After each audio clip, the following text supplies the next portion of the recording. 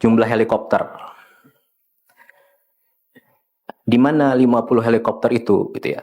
Jadi ini datanya. Jadi ada 53 helikopter gabungan TNI, Polri, Basarnas, BNPB, kemudian ada swasta, Pertamina, dan lain sebagainya.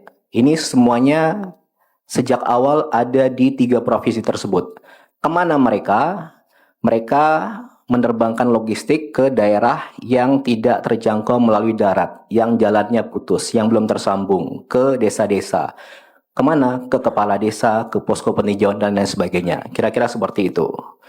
Kemudian kalau saya boleh cerita sedikit, jadi sejak minggu pertama bencana, Bapak Presiden langsung mengirimkan helikopter pribadi beliau ke Aceh untuk digunakan oleh Gubernur Aceh beserta timnya, beserta keluarganya. Silahkan digunakan kemanapun untuk berkeliling Aceh.